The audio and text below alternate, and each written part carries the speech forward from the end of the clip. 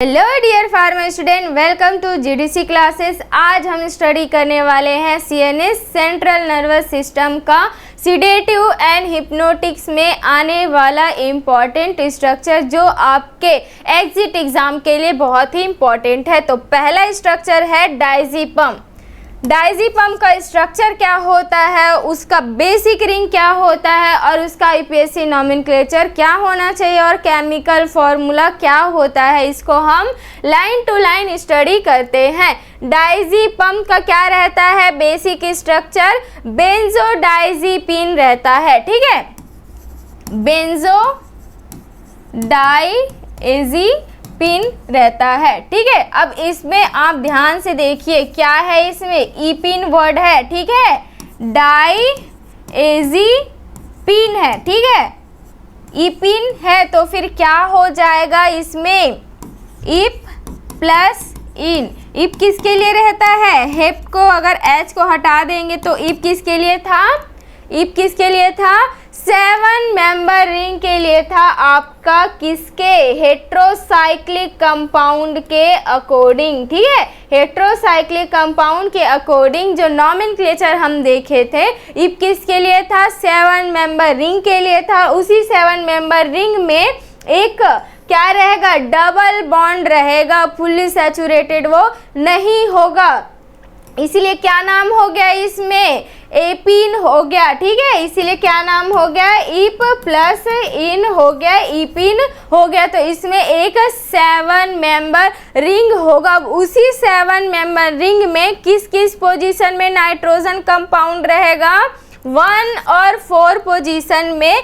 रहेगा। ठीक है, ये रहा आपका 7 मेंबर, ये रहा आपका 7 मेंबर रिंग। ठीक है, अब इसमें 1 और 4 पोजीशन में रहेगा आपका नाइट्रोजन कंपाउंड। ठीक है, और इसी 4 पोजीशन में रहेगा आपका डबल बॉन्ड रहेगा, इसीलिए क्या हो गया, डाईएजा हो गया प्लस इप प्लस इन हो गया। ठीक है, डाईएजा किसके लिए हो गया, 2 नाइट्रोजन है इसीलिए हो गया। इप किसके लिए है, 7 मेंबर रिंग है इसीलिए हो गया है।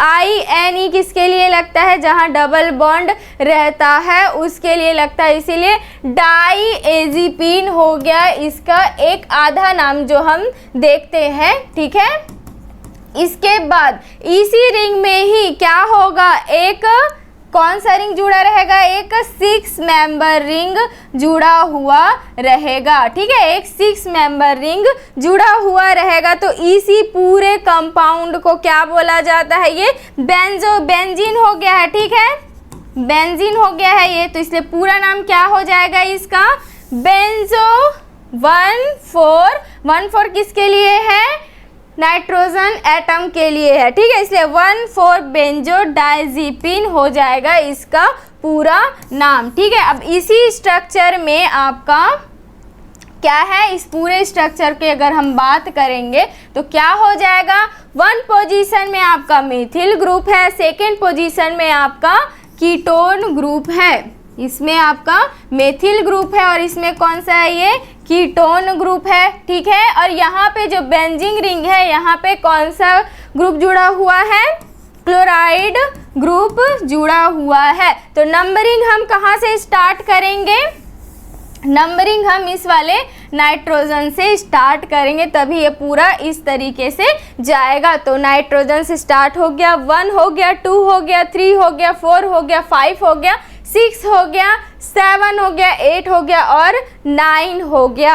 अब 5 पोजीशन में आपका फिर से एक बेंजीन ग्रुप जुड़ा हुआ है।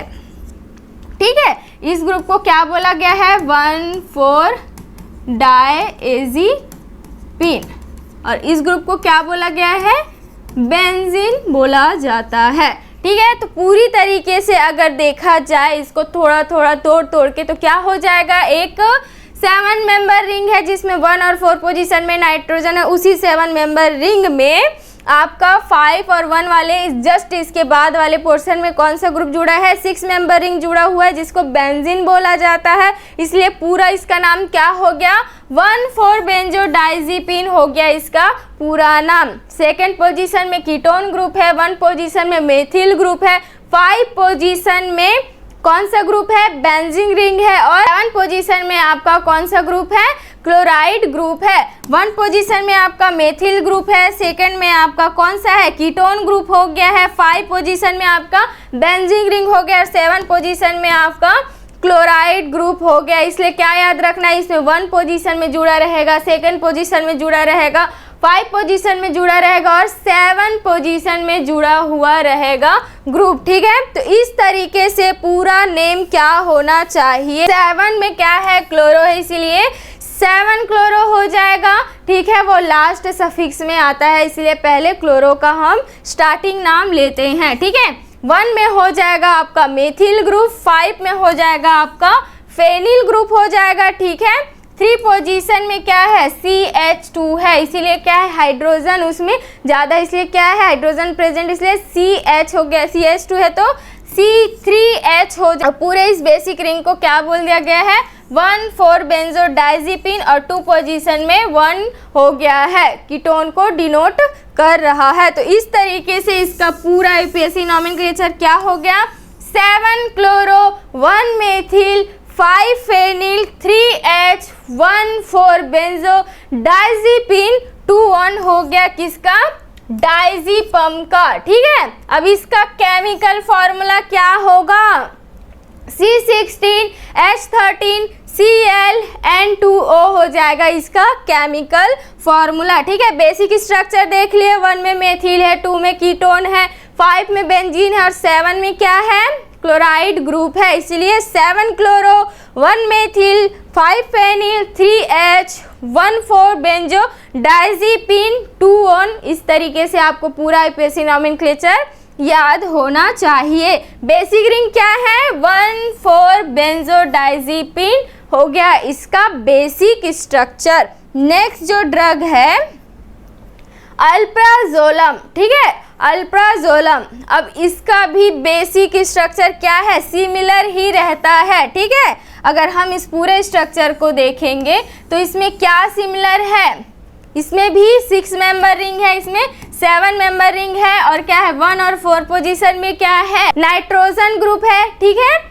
1 और 4 पोजीशन में नाइट्रोजन ग्रुप है और इसमें जो 5 पोजीशन है उसमें कौन सा ग्रुप जुड़ा हुआ है, 5 पोजीशन है उसमें कौन सा ग्रुप जुड़ा हुआ है, बेंजीन ग्रुप जुड़ा हुआ है। और 7 पोजीशन में कौन सा ग्रुप जुड़ा हुआ है, 7 पोजीशन में आपका क्लोराइड ग्रुप जुड़ा हुआ है। तो डायज़ीपम से अगर आप सिमिलैरिटी करेंगे तो उसमें भी 5 पोजीशन में बेंजीन रिंग था और 7 पोजीशन में क्या था, 7 पोजीशन में क्लोरो ग्रुप था। ठीक है, तो इसमें क्या है, इतना से इतना स्ट्रक्चर आपका बिल्कुल ही सेम है डायज़ीपम से। ठीक है, इस वाले स्ट्रक्चर में क्या था, एक मेथिल ग्रुप था और क्या था, एक कीटोन ग्रुप था सेकंड पोजीशन में, है ना। तो इस जगह पे क्या हो गया है, आपका 5 मेंबर रिंग आ गया है।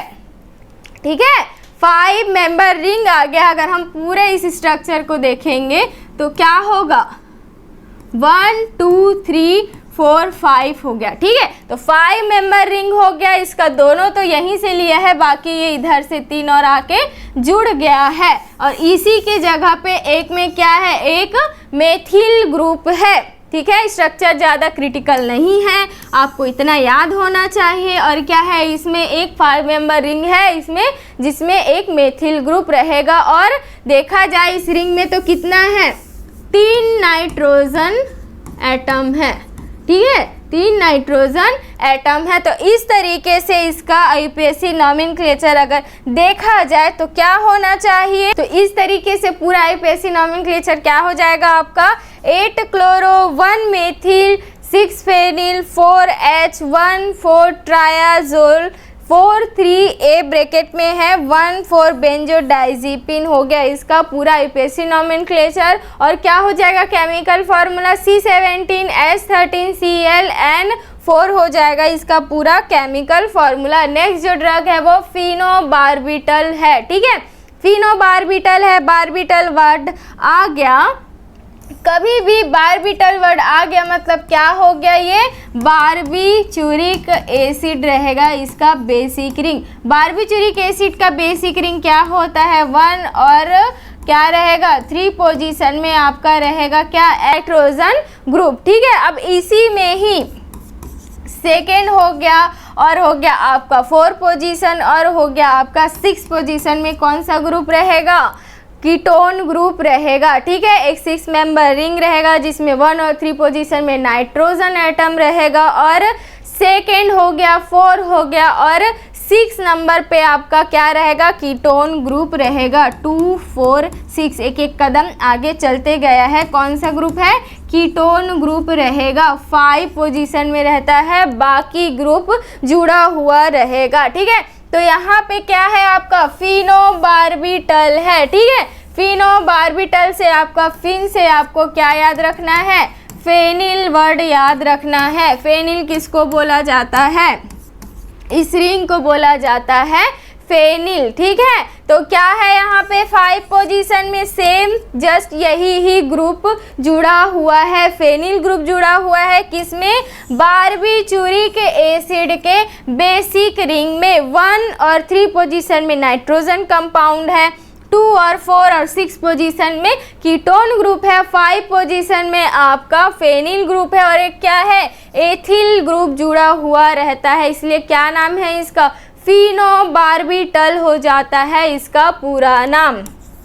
Phenyl plus बारबीट्यूरिक acid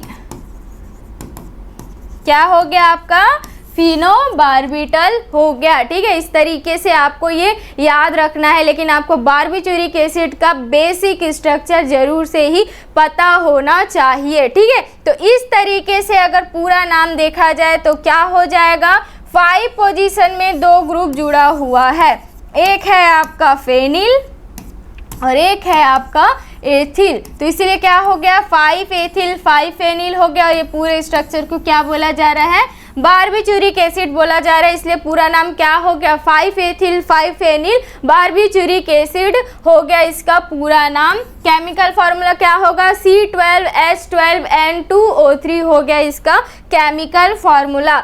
basic structure क्या है, बारबीट्यूरिक एसिड हो जाएगा। 5 पोजीशन में क्या है, 2 ग्रुप जुड़ा है, एथिल और फेनिल, तो क्या हो गया, 2 एथिल 5 फेनिल बारबीट्यूरिक एसिड हो गया इसका पूरा आईयूपीएसी। नॉमेनक्लेचर ये स्ट्रक्चर और फार्मूला क्या है, C12H12N2O3 हो जाएगा इसका केमिकल फार्मूला।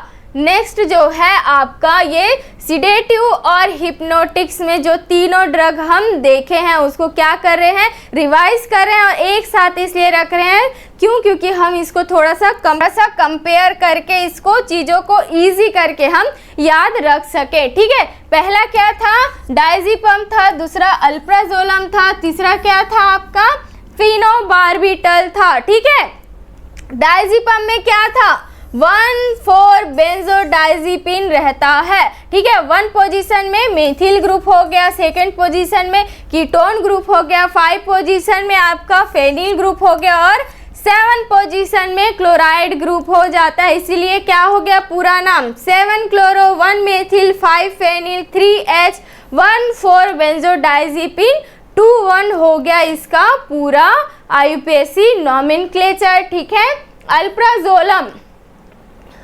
अल्प्राजोलम को कुछ इस तरीके से याद रखना, बेसिक जितना इधर का है बिल्कुल सेम ही इतना ही है। ठीक है, सेम इतना अगर हम कंपेयर करेंगे तो सेम ही है, लेकिन यहाँ पे क्या है, एक 5 मेंबर रिंग आके जुड़ गया है और 3 नाइट्रोजन एटम प्रेजेंट है और एक मेथिल ग्रुप जुड़ा हुआ है। इसलिए पूरा नाम क्या हो जाएगा इसका, इस पूरे स्ट्रक्चर का इतना का क्या था, 1,2,4 ट्रायाजोल 4,3A 1,4 बेंजोडाइजिपिन हो गया इसका पूरा इसका स्ट्रक्चर का नाम। ठीक है, तो पूरा आईयूपीएसी नेम क्या हो गया इसमें, 8 chloro 1 methyl 6 phenyl 4H 1,2,4 triazole 4,3A 1,4 benzodiazepine हो गया इसका पूरा आईयूपीएसी नॉमेनक्लेचर।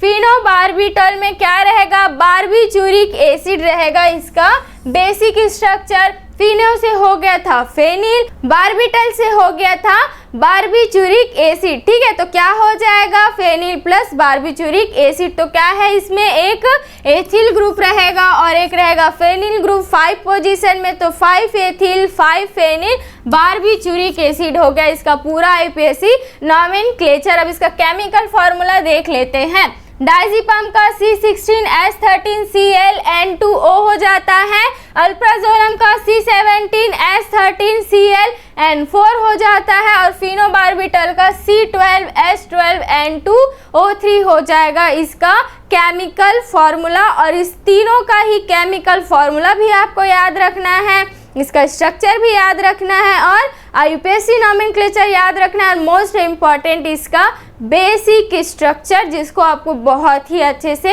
याद रखना ही है।